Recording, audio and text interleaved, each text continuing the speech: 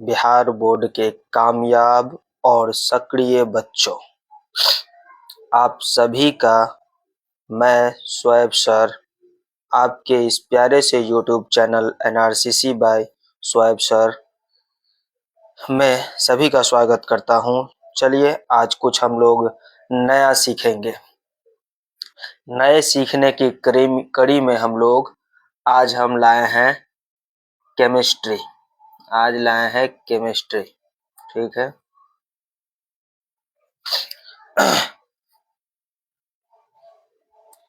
Chemistry में भी क्या है आपके लिए? केमिस्ट्री में आपके लिए है संपूर्ण अध्याय धातु एवं अधातु, मेटल एंड नॉन मेटल, ठीक है।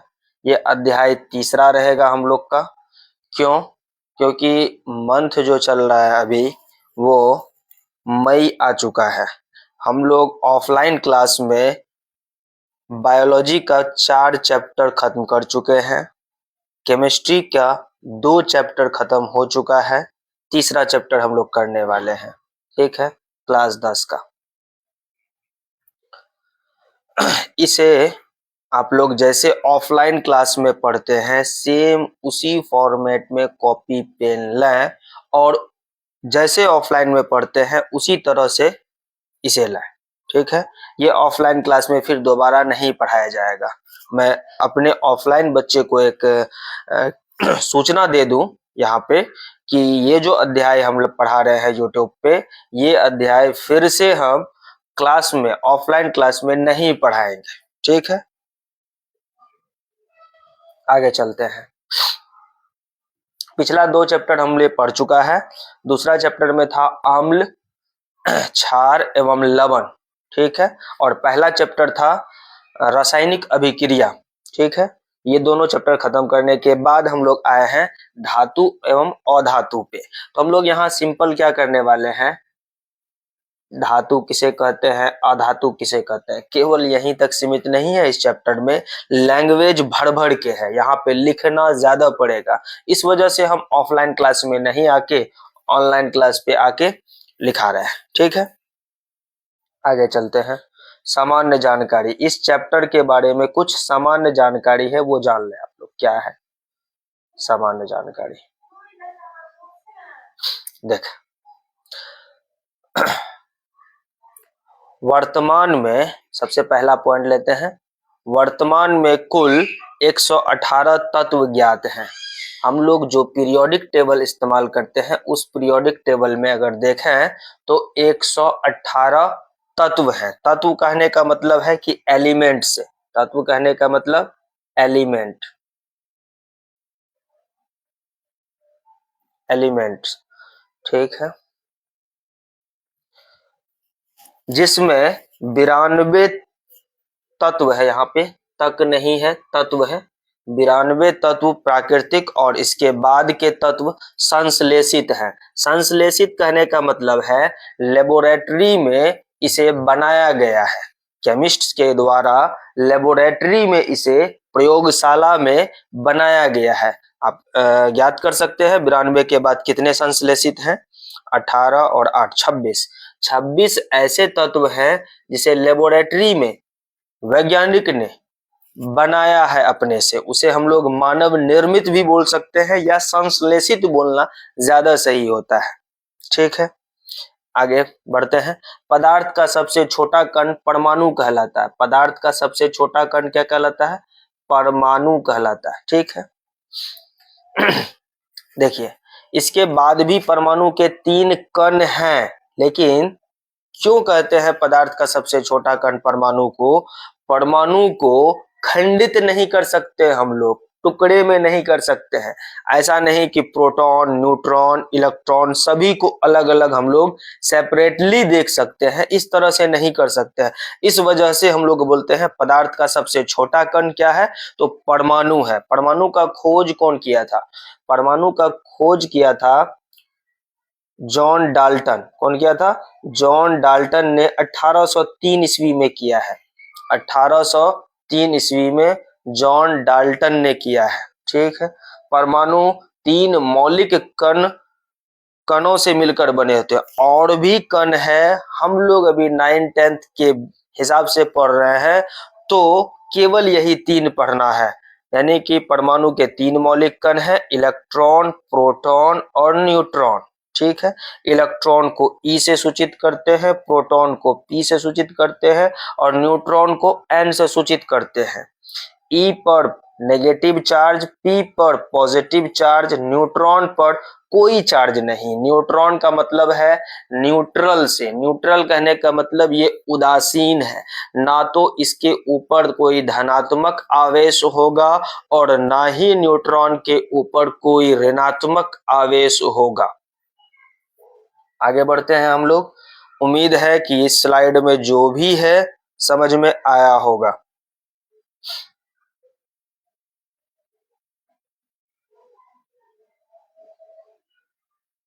चलिए इस स्लाइड में देख लेते हैं क्या सब है। परमाणु के कण, प्रोटॉन और न्यूट्रॉन नाभिक में उपस्थित रहते हैं। देखिए, कोई भी प्रोटॉन हम लोग बनाते हैं तो ये रहा नाभिक, ये क्या है, नाभिक है। फिर इसके चारों ओर कुछ कक्षाएं होती है। ठीक है, ये कक्षाएं होती है। तो नाभिक में कौन सब रहता है? नाभिक में, नाभिक घर है किसका? प्रोटॉन का और न्यूट्रॉन का। नाभिक घर है प्रोटॉन का और न्यूट्रॉन का। ठीक है, जबकि इलेक्ट्रॉन कक्षा पर घूमता, कक्षा में घूमता रहता है। ठीक है, इलेक्ट्रॉन कक्षा में घूमता रहता है। ये है इलेक्ट्रॉन, ये यहाँ पे इलेक्ट्रॉन घूमते रहता है। ठीक है, इलेक्ट्रॉन कक्षा में यूं चक्कर काटते रहता है। ठीक, ये तो पहले ही बता चुके हैं। प्रोटॉन का मतलब क्या होता है? धनावेशित। ठीक है, इलेक्ट्रॉन का मतलब क्या होगा? ऋणावेशित। और न्यूट्रॉन क्या होता है? उदासीन होता है। न्यूट्रॉन उदासीन होगा, न्यूट्रॉन उदासीन। ठीक है, आगे बढ़ते हैं। इलेक्ट्रॉन की खोज, इलेक्ट्रॉन की खोज किसने की है? जे थॉमसन ने। अच्छा, हिंदी में इसे थॉमसन बोलते हैं, इंग्लिश में थॉमसन भी बोल सकते हैं। J Thomson. इलेक्ट्रॉन की खोज जे थॉमसन, प्रोटॉन की खोज गोल्डस्टीन, न्यूट्रॉन की खोज जेम्स चैडविक ने की है। अच्छा, आप लोगों को लग रहा होगा ऐसा कि हम लोग 9th का रिवीजन कर रहे हैं। हाँ, सही बात है। ये जो हम लोग महत्वपूर्ण बिंदु देख रहे हैं धातु अधातु का, ये सब जो न्यूट्रॉन, प्रोटॉन, इलेक्ट्रॉन है, परमाणु की खोज है, परमाणु किसे कहते हैं, ये सब डिटेल से 9th क्लास का है। बस हम लोग क्या कर रहे हैं, कुछ पॉइंट वगैरह ऑब्जेक्टिव पूछ लेता है तो वहां से कवर कर रहे हैं बस। नाभिक की खोज किसने की थी? ये नाभिक की खोज हुई है 1911 में। देखें आप लोग, पूरा का पूरा परमाणु का खोज, परमाणु का खोज हुआ है 1803 में जॉन डाल्टन के द्वारा। लेकिन उस समय इस नाभिक की चर्चा नहीं हुई थी, ये नाभिक की चर्चाएं नहीं हुई थी। नाभिक की खोज रदरफोर्ड ने 1911 ईस्वी में किया है, 1911 में किया। 100 साल के बाद तत्व एक ही प्रकार के परमाणुओं से मिलकर बना होता है। कोई सा भी तत्व हम लोग लें, जैसे Fe लें, तो आयरन में आयरन का ही सभी परमाणु उपस्थित होते हैं। कैल्शियम लेंगे तो कैल्शियम में कैल्शियम के ही सभी परमाणु उपस्थित रहते हैं। परमाणु को हम लोग बोलते हैं सूक्ष्मतम कण। जिस तरह से कोशिका है उसी तरह से परमाणु है। आगे बढ़ते हैं।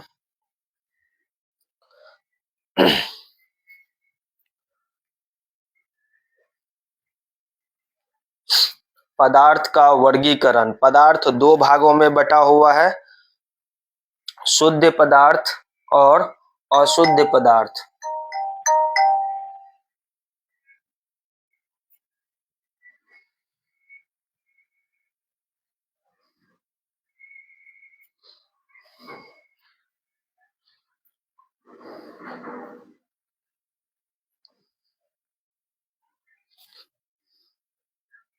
शुद्ध पदार्थ और अशुद्ध पदार्थ। देखें, शुद्ध को कितने भाग में बांटते हैं और अशुद्ध को कितने भागों में बांटा जाता है।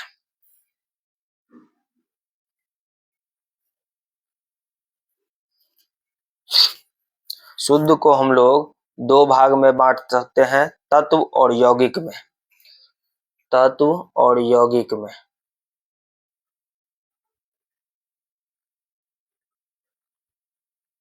तत्व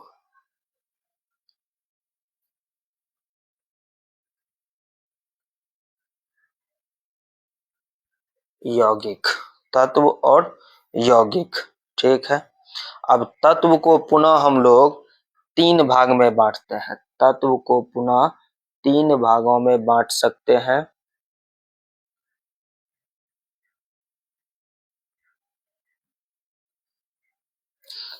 कौन सब है? धातु,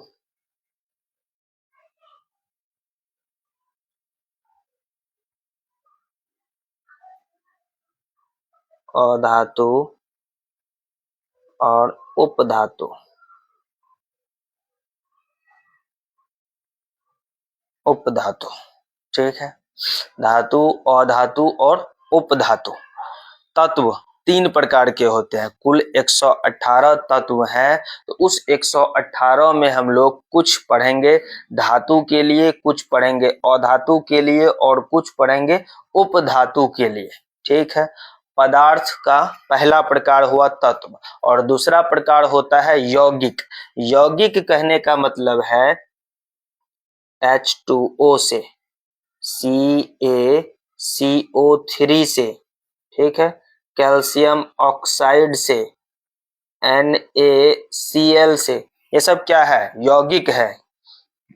दो से अधिक तत्व, दो या दो से अधिक तत्व जब आपस में रासायनिक संयोग से मिलते हैं तो मिले हुए नए पदार्थ को हम लोग कहते हैं यौगिक। मिले हुए नए पदार्थ को क्या कहेंगे? यौगिक बोलेंगे। अच्छे से ये आप लोग सजा के कॉपी में नोट करें। ठीक है। आगे बढ़ते हैं।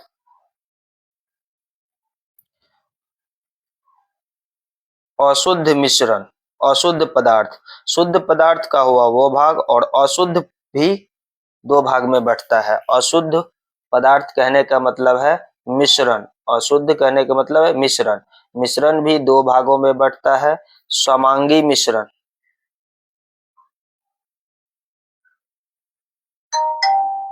समांगी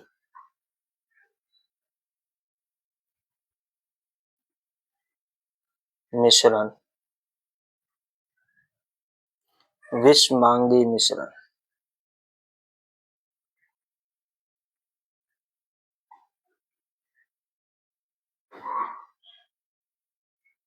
विषमांगी।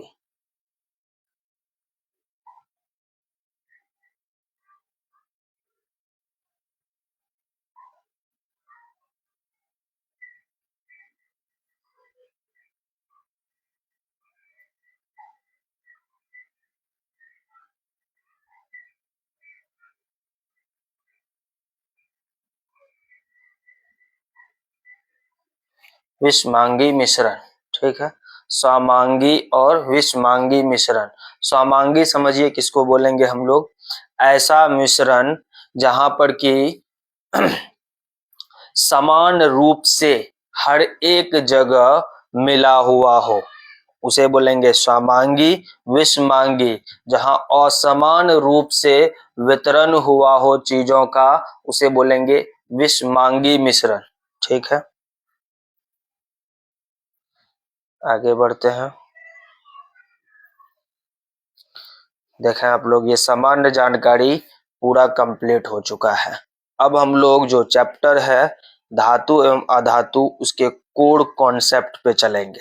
कोर कॉन्सेप्ट कहने का मतलब है पहले धातु कवर करेंगे, धातु क्या है, फिर अधातु कवर करेंगे, अधातु क्या है।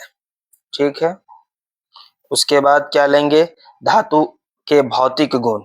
उसके बाद क्या लेंगे? अधातु के भौतिक गुण। ठीक है। फिर धातु और अधातु में अंतर। आज के क्लास में हम लोग केवल यहीं तक पढ़ेंगे, धातु एवं अधातु में अंतर। चलिए धातु से शुरू करते हैं कि धातु क्या है।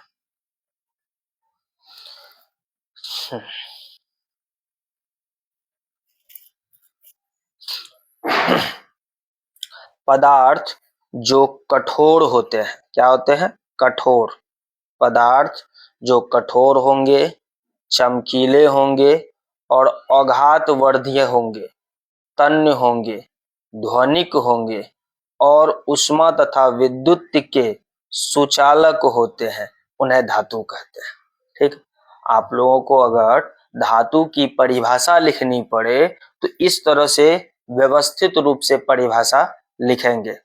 पदार्थ जो कठोर, चमकीले, आघातवर्धीय, तन्य, ध्वनिक और ऊष्मा तथा विद्युत के सुचालक होते हैं, उन्हें धातु कहते हैं। अब एक एक पॉइंट, यहाँ धातु की कठोरता से क्या मतलब है, धातु चमकीले होते हैं तो क्या मतलब है चमकीले का, आघातवर्धन्य का क्या मतलब है, तन्य का क्या मतलब है, ध्वनिक का क्या मतलब है, सुचालक का क्या मतलब है, ये 1 2 3 4 5 6 पॉइंट्स को हम लोग नीचे कवर करेंगे।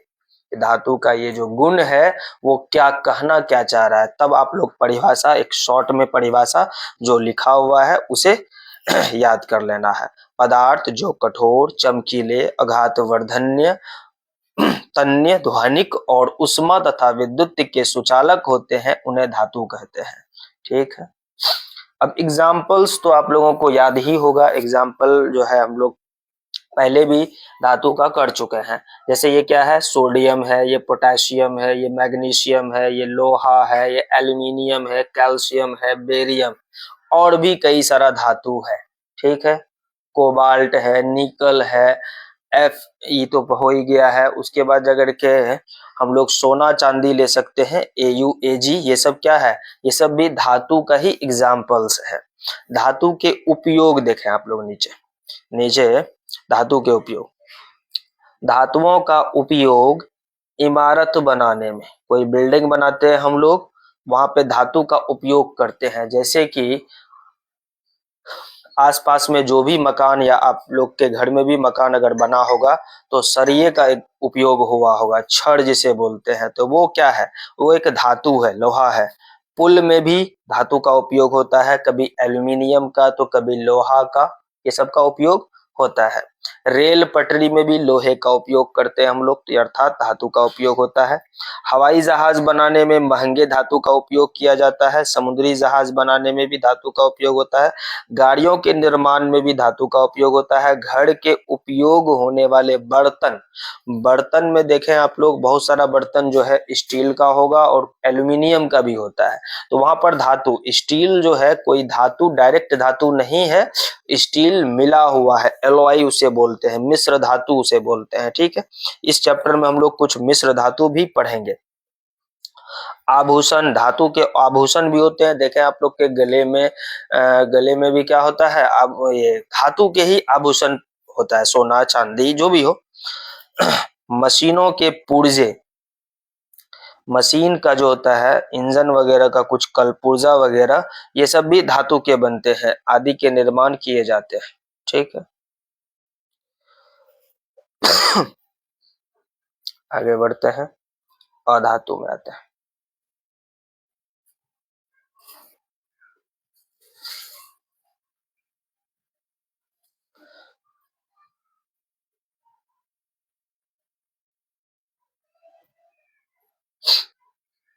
जो पदार्थ नरम, अधातु सबसे पहला गुण होता है उसका नरम होना। ठीक है, मलिन, मलिन कहने का मतलब है जो चमकीले नहीं होते हैं, धातु में चमक होती है और अधातु में चमक नहीं होती है, अधातु में चमक नहीं होती है। ठीक है, भंगुर होते हैं, भंगुर का क्या अर्थ है वो हम लोग आगे पढ़ेंगे। भंगुर का मतलब है अगर हथौड़ी से हम लोग मारे तो वो आवाज नहीं करेगा, वो चूर चूर हो जाएगा, उसे ही हम लोग बोलते हैं भंगुर। जैसे कोयले को अगर हम लोग मारे हथौड़ी कोयले पर तो वो आवाज, टन की आवाज नहीं करेगी, चूर चूर हो जाएगी। विद्युत के कुचालक, और धातु जो होते हैं वो कुचालक होते हैं। कुचालक यानी कि उसमें से विद्युत धारा प्रवाहित नहीं हो पाती है। ध्वनिक नहीं होते हैं, उसे मारने पर टन की आवाज नहीं करती है, उन्हें अधातु कहते हैं।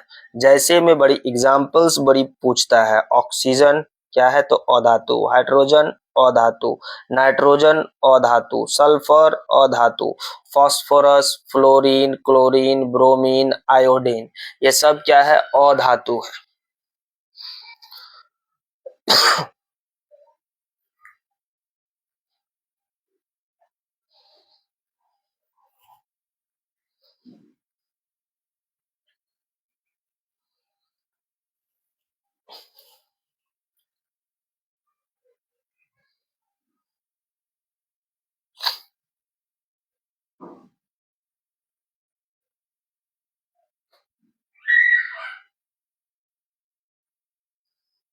चलिए, अधातु का उपयोग हम लोग कहाँ करते हैं?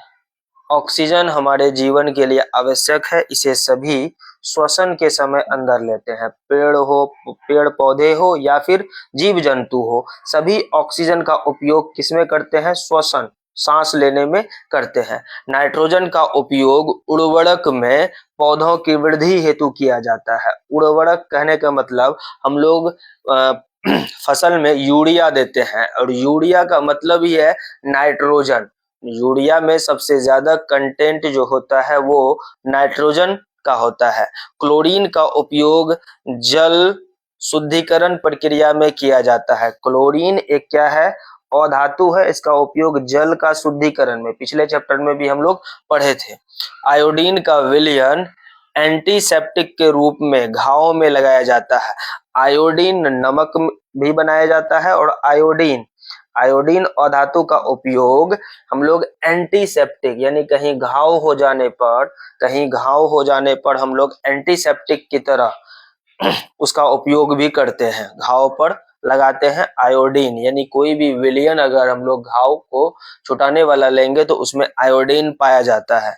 कोई भी मोहलम लें या लिक्विड लें तो उस पर जो है उसका कंटेंट आप लोग पढ़ें तो उसमें आयोडीन की मात्रा जरूर रहती है एंटीसेप्टिक्स में। यानी एंटीसेप्टिक से घबराना नहीं है, एंटीसेप्टिक एक तरह की दवाई है जो घाव को खत्म करने का काम करता है।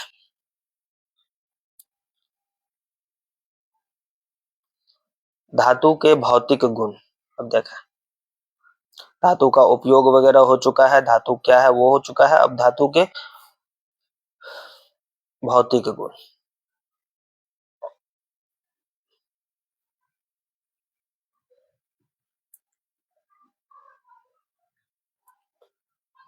धातुएं सामान्यतः ठोस और कठोर होती है। प्रत्येक धातु की कठोरता अलग अलग होती है। धातुओं का गलनांक अधिक होता है। कठोरता जो है सब धातु की एक समान नहीं होगी। ऐसा नहीं है कि कैल्शियम और लोहा दोनों एक समान कठोर होगा, या फिर सोना और लिथियम, Au और लिथियम जो है सेम कठोरता होगी, नहीं हो। इस तरह से नहीं हम लोग देखेंगे, अलग अलग धातु अलग अलग कठोरता की हो सकती है। ठीक है। धातुओं का गलनांक अधिक होता है। गलनांक कहने का मतलब वह तापमान से है जिस तापमान पर कोई धातु गलना शुरू कर जाए। यानी हम लोग किसी धातु को अगर गर्म करें, लोहा को गर्म करने पर लोहा का कुछ निश्चित तापमान होता है जिस पर कि वो गलना शुरू कर जाता है। जैसे बर्फ है, अगर हम लोग बर्फ का गलनांक 0 डिग्री सेल्सियस है, कोई बर्फ फ्रिज में रखा हुआ है -10 -20 डिग्री सेल्सियस पे, तो उसको गर्म करेंगे हम लोग जब तक -20 से -10 -5 -3 -2 -1 और फिर 0 जैसे होगा वहां से गलना शुरू होने लगेगा बर्फ। ठीक है। तो उस तरह से लोहे का बहुत अधिक होता है, लोहे का गलनांक बहुत ज्यादा अधिक होगा। मरकरी को छोड़ सारे धातुएं कमरे के ताप पर ठोस अवस्था में होती है। देखें, एक अपवाद यहाँ पे है, सभी धातु जो है कमरे के ताप पर क्या होगा? कमरे के ताप पर कठोर होगा, ठोस अवस्था में होता है, ठोस अवस्था में होगा। लेकिन एक को छोड़कर, मरकरी को छोड़कर, मरकरी कहने का मतलब Hg से है, Hg यानी कि पारा, ये कमरे के ताप पर द्रव अवस्था में होती है, कमरे के ताप पर द्रव अवस्था में होगी। अब देखिए एक और है यहाँ पे, गैलियम और सीजियम का गलनांक बहुत कम होता है। गैलियम और सीजियम का गलनांक बहुत कम होता है, हथेली पर रखने पर ये धातुएं पिघलने लगती है। ये भी ऑब्जेक्टिव में बहुत ही फेवरेट बिहार बोर्ड का क्वेश्चन है कि कौन सी धातु को हम लोग हथेली पर रखते हैं तो वो पिघलने लगती है। तो दो धातु यहाँ है, गैलियम और सीजियम, गैलियम और सीजियम, ठीक है। गैलियम कहने का मतलब Ga से है और सीजियम कहने का मतलब Cs से है, सीजियम, ठीक है। आगे बढ़ते हैं। क्षारीय धातु, क्षारीय धातु कहने का मतलब है लिथियम से, सोडियम से, पोटेशियम से इतनी मुलायम होती है कि उनको चाकू से भी काटा जा सकता है। इनके घनत्व और गलनांक भी कम होते हैं। आप लोग घर में पनीर का इस्तेमाल किए होंगे, पनीर को हम लोग आसानी से चाकू से काट सकते हैं। इसी तरह से सेम मटेरियल होता है लिथियम, सोडियम, पोटेशियम। लेकिन इससे पहले ये क्षारीय धातु क्यों लगाया? देखें, हम लोग जब 5वां चैप्टर पढ़ेंगे तो 5वां चैप्टर में पढ़ेंगे पीरियोडिक टेबल। पीरियोडिक टेबल को बहुत सारे वर्ग में बांटा गया है, बहुत सारे वर्ग में बांटा गया है। तो ये है पहला वर्ग, क्या है ये? पहला वर्ग, और ये है दूसरा वर्ग। पहले वर्ग को बोलते हैं क्षारीय धातु और दूसरे वर्ग को बोलते हैं हम लोग क्षारीय मृदा धातु, ठीक है। ये अच्छे से डिटेल से हम लोग पढ़ेंगे 5वां अध्याय में। पहले को बोलेंगे क्षारीय धातु और दूसरे को बोलेंगे क्षारीय मृदा धातु, ठीक है। तो क्षारीय धातु कहने का मतलब उसमें लिथियम है, Li नंबर 3 वाला होता है, लिथियम, सोडियम नंबर 11 और पोटेशियम नंबर 19, ये तीनों और भी हैं इसमें। इतनी मुलायम होती है कि इनको चाकू से भी काटा जा सकता है। बस यही तीनों और कोई नहीं, ठीक है। पोटेशियम के नीचे रुबिडियम है, वो नहीं होगा, ठीक है। यही तीनों को हम लोग चाकू से भी काट सकते हैं। तो ये जो अपवाद वगैरह है, भौतिक स्थिति है, ये सबसे एक सवाल पूछता है। एक तो किससे पूछेगा? मरकरी से पूछेगा कि मरकरी कमरे के ताप पर किस अवस्था में होती है? तो द्रव अवस्था में होती है, ठीक है। गैलियम और सीजियम के बारे में पूछेगा कि गैलियम और सीजियम जो है हथेली पे रखने पर पिघलने लगती है, ठीक है। इन तीनों के बारे में, लिथियम, सोडियम, पोटेशियम मुलायम, इतनी मुलायम होती है कि उसे चाकू से भी काटा जा सकता है। तो यहाँ पर 3 ऑब्जेक्टिव इस तरह से पूछा जा सकता है। आगे बढ़ते हैं।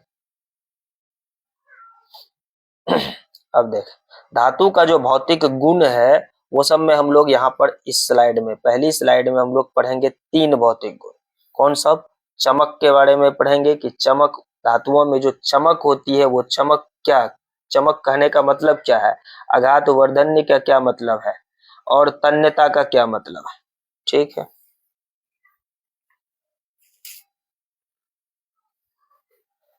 देखिए, चमक का मतलब है अपने शुद्ध रूप में धातु की सतह चमकदार होती है। धातु के इस गुणधर्म को धात्विक चमक कहते हैं। देखें, हम लोग अगर लोहा लें Fe और कॉपर लें, एल्यूमिनियम लें, तीनों को जो एक्सपीरियंस्ड बंदा है, जो दुकान उकान चलाता है या थोड़ा बहुत पढ़ा लिखा है, नहीं भी पढ़ा लिखा हो, एक्सपीरियंस्ड हो, बस धातु की समझ हो उसमें, तो तीनों धातु उसके सामने रखने पर वो देखने से पहचान लेगा कि ये लोहा है, ये कॉपर है, ये एल्यूमिनियम है। तो इसी को हम लोग बोलते हैं चमक। धातुओं के पास में, सभी धातुओं के पास में अपनी एक खास चमक होती है जिससे वो पहचान में आता है कि ये फला धातु है, ठीक है। उसी को हम लोग क्या बोलेंगे? धात्विक चमक बोलेंगे। इस गुणधर्म को बोलते हैं हम लोग धात्विक चमक। अपनी शुद्ध रूप में धातु की सतह चमकदार होती है।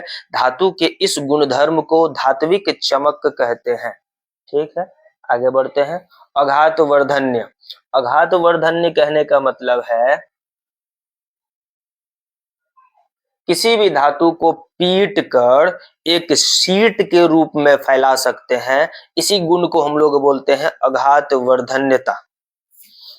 धातुओं को पीट कर पतली चादर बनाया जा सकता है, इस गुणधर्म को अघात वर्धन्यता कहते हैं। सोना तथा चांदी सबसे अधिक अघात वर्धन्य धातुएं होती है, यानी सोना चांदी को हम लोग पीट पीट कर बहुत पतले चादर, पतले सीट के रूप में बना सकते हैं।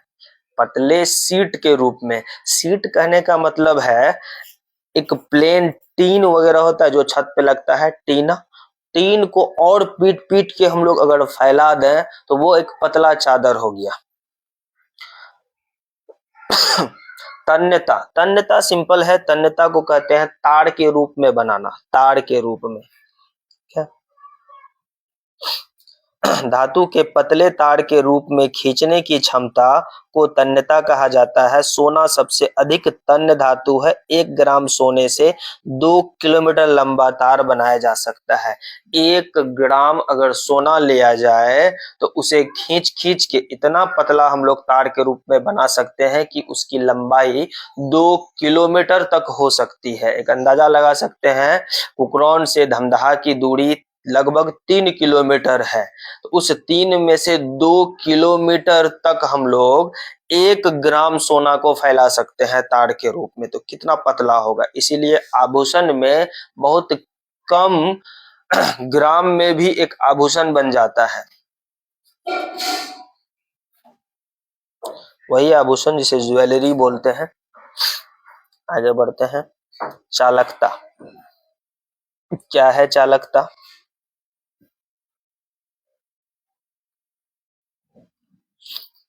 धातुएं उष्मा तथा विद्युत का सुचालक होते हैं।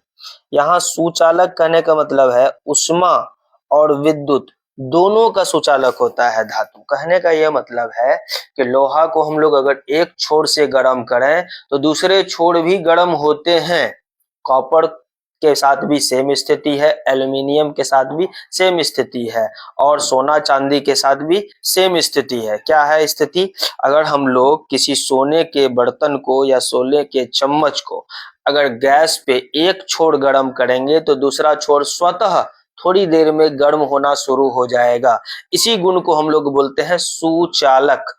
सुचालक या चालक भी बोल सकते हैं, सुचालक के जगह पे चालक भी बोला जाता है। इसे हम लोग इंग्लिश में बोलते हैं कंडक्टर। ठीक है। धातुएं उष्मा और विद्युत का भी, सोना हो, चांदी हो, आयरन हो, कॉपर हो, ये सब क्या होता है? विद्युत का सुचालक, उससे विद्युत प्रवाहित होती है।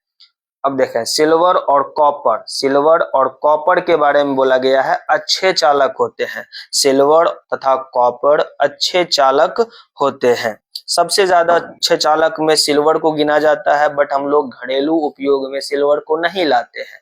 ऐसा कहीं भी नहीं सुना होगा आप लोगों ने कि किसी के घर में चांदी के तार लगे हुए हैं बिजली में। ठीक, कॉपर के लगते हैं। कॉपर सामान्यतः कॉपर ही लगाया जाता है, अच्छी क्वालिटी की होती है और ज्यादा चालकता भी होती है। सबसे ज्यादा चालकता सिल्वर की है, बट महंगे होने के कारण हम लोग सिल्वर का उपयोग घरेलू तार में नहीं करते हैं। यहाँ पे एक नोट करने वाली बात है, इससे एग्जाम में ऑब्जेक्टिव सवाल पूछे जाते हैं। लेड और मरकरी, लेड तथा मरकरी उष्मा के कुचालक होते हैं। लेड तथा मरकरी उष्मा के कुचालक होते हैं।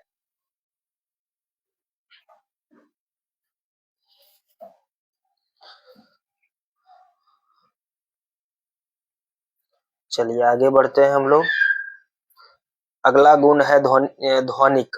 ध्वनिक कहने का मतलब है किसी भी धातु को हम लोग अगर पीटे तो टन की आवाज होती है। धातुएं अपनी आवाज निकालती है, इसी आवाज के गुण को, आवाज ध्वनि निकालने की गुण को हम लोग ध्वनिक बोलते हैं। सामान्यतः धातुएं कठोर सतह से टकराने पर एक विशेष आवाज उत्पन्न करती है, अतः उन्हें ध्वनिक कहते हैं। बहुत ही आसान था। आगे बढ़ जाते हैं।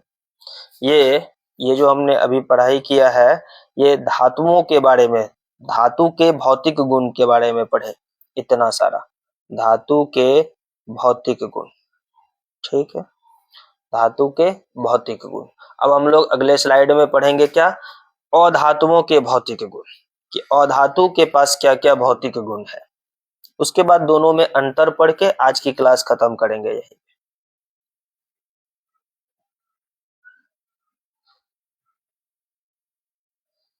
अधातुओं के भौतिक गुण देख, अधातुएं सामान्यतः या तो ठोस या फिर गैस भी होती है।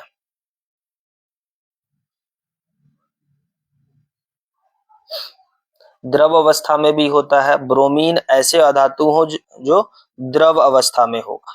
ब्रोमीन ऐसे अधातु है जो द्रव अवस्था में होगा, यानी अधातु एक निश्चित अवस्था में नहीं रहती है कि ठोस में ही होगी या द्रव में ही होगी या गैस में ही होगी। ये तीनों अवस्था में होता है। सामान्यतः ठोस और गैस में होगी, लेकिन ब्रोमीन जैसे तत्व जो है अधातु वो द्रव अवस्था में होती है। चमक, धातुओं में चमक नहीं होती है। धातुओं में अधातुओं में चमक नहीं होती है। अपवाद लेकिन पूछा जाता है। आयोडीन अधातु होते हुए भी चमकीला होता है। आयोडीन जो हम लोग नमक में इस्तेमाल करते हैं उसके पास ऐसे गुण है चमकीला होने का। तो जो अपवाद है वो तो पूछेगा ही पूछेगा कि अधातु में चमक नहीं होती है, तो एक अधातु का ऐसा नाम बताएं जिनमें की चमक पाई जाती है। तो आयोडीन अधातु होते हुए भी उसमें चमक पाई जाती है। चलिए आगे बढ़ते हैं। अघातवर्धन्य,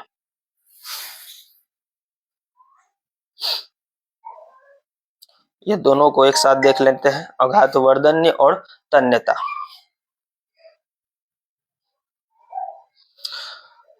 देख, धातुएं अघातवर्धन्य नहीं होती यानी अधातुएं भंगुर होती है। कैसी होती है?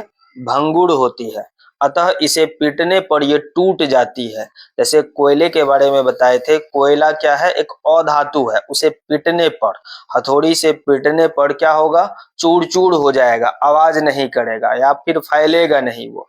तन्यता, अधातुएं तन्य नहीं होती। अधातुओं को का हम लोग इस तरह से उपयोग नहीं कर सकते हैं कि अधातु को लें और उसको तार के रूप में बना लें। नहीं, अधातु तार के रूप में नहीं बन सकता है। चालकता में थोड़ा सा झेल है। अधातुएं विद्युत तथा उष्मा का कुचालक होते हैं। सामान्यतः क्या होते हैं? कुचालक। बट यहाँ पे दो एग्जाम्पल ऐसे हैं जो कि चालकता पाए जाते हैं। कार्बन का अपरूप, कार्बन का एक अपरूप है। रूप कहने का मतलब है एक अलग रूप। हीरा उष्मा का सुचालक होता है। हीरा क्या होता है? उष्मा का सुचालक। तो ये एकदम प्योर रट्टा मारने वाला चीज है कि कार्बन का जो अपरूप हीरा होता है, कार्बन के दो अपरूप हम लोग यहाँ पढ़ेंगे, अर्थात दो नहीं तीन पढ़ेंगे हम लोग। ठीक है, कार्बन के दो प्राकृतिक अपरूप हीरा और ग्रेफाइड। कार्बन का जो अपरूप हीरा होता है वो उष्मा का सुचालक होता है, उष्मा का सुचालक। कार्बन का अपरूप ग्रेफाइड विद्युत का सुचालक होता है। क्या होता है? विद्युत का सुचालक। इस तरह से हम लोग हीरा के बारे में कह सकते हैं कि विद्युत का ये कुचालक है। उष्मा का सुचालक है तो विद्युत का कुचालक है। और ग्रेफाइड उष्मा का कुचालक होता है और विद्युत का सुचालक होता है। वही ग्रेफाइड जो पेंसिल में जो बीच में लगाया जाता है, पेंसिल में जो बीच में काला कलर का होगा, वही क्या है हम लोग के पास में? ग्रेफाइड है। तो ग्रेफाइड अब पीछे इसी वजह से उसका कवर कर दिया जाता है, पीछे के भाग को कवर कर दिया जाता है कि कोई बच्चे अगर इसे बोर्ड में अगर घुसा दें गलती से तो पीछे से करंट नहीं लग जाए, इस वजह से पीछे कवर कर देते हैं। इसलिए आप लोगों से गुजारिश है कि आधे तोड़े नहीं पेंसिल को, बच्चे के हाथ में लगेंगे। कभी छोटा नौनिहाल बच्चा अगर बोर्ड में इंटर कर देता है पेंसिल को तो पीछे से करंट लग सकती है उसे। ठीक है, कार्बन का अपरूप ग्रेफाइड जो विद्युत का सुचालक होता है, हीरा उष्मा का सुचालक होता है।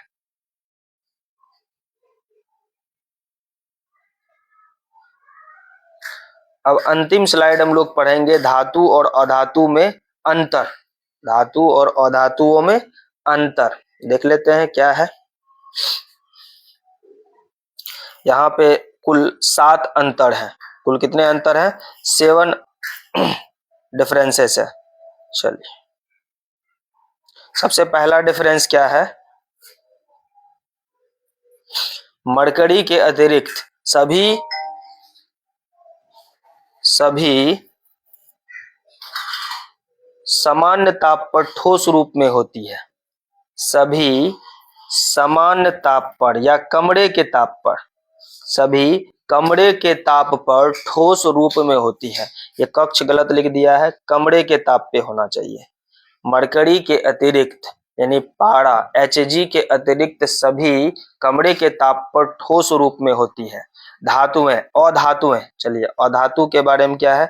तीनों अवस्थाओं में व्यापक ब्रोमीन तरल अधातु है। ब्रोमीन क्या है? एक द्रव है। तरल कहने का मतलब द्रव, तरल कहने का मतलब है द्रव्य अवस्था में, द्रव्य नहीं द्रव, लिक्विड। 2 नंबर आए। 2 नंबर में क्या है अंतर? 2 नंबर में है तन्य और अघात वर्धन्य होते हैं। तन्य और अघात वर्धन्य धातु।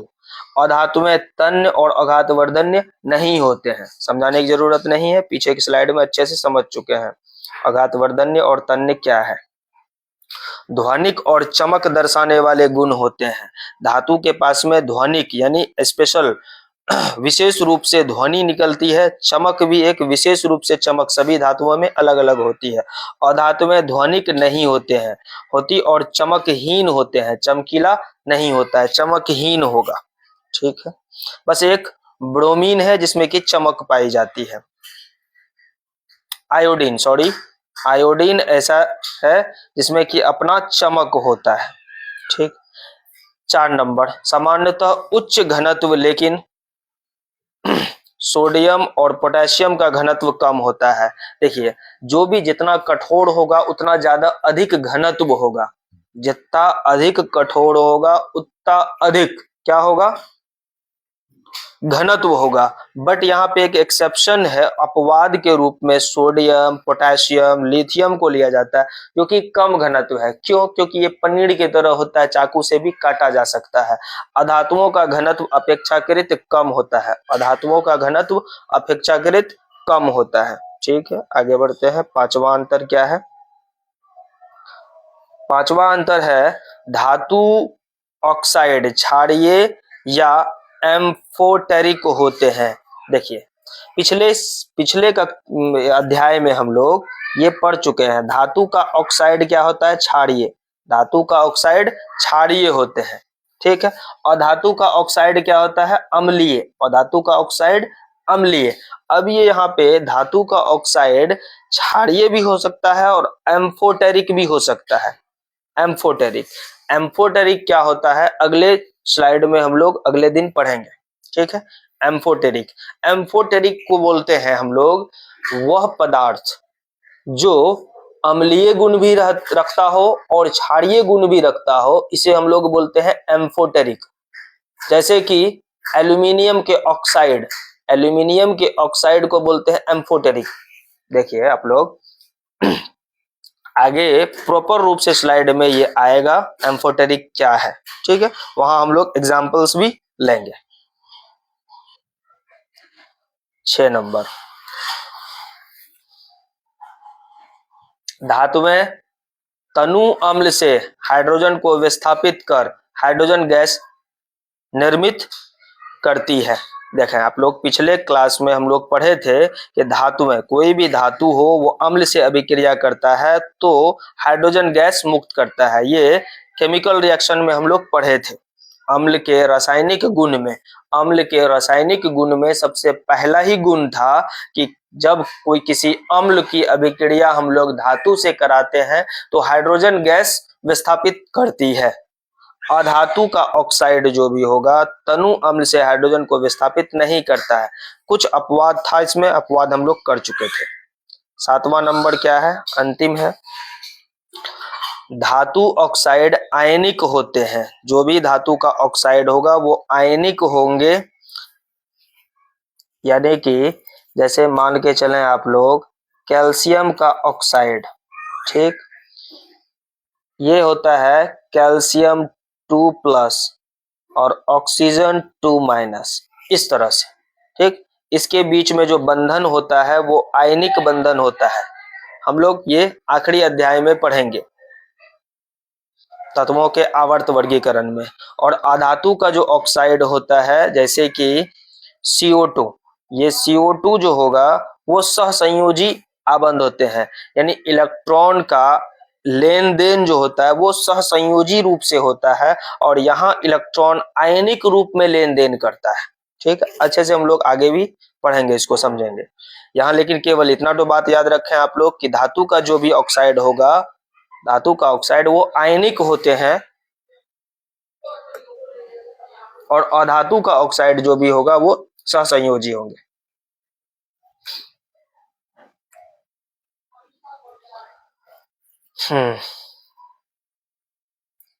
हम लोग जो है इसके आगे फिर नहीं है, ऐसा नहीं है कि चैप्टर खत्म हो गया है, हम लोग अगले दिन फिर इसे कवर करेंगे।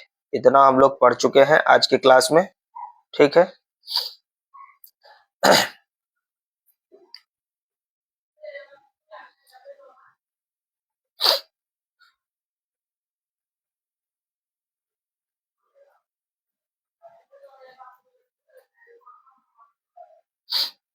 Thank you.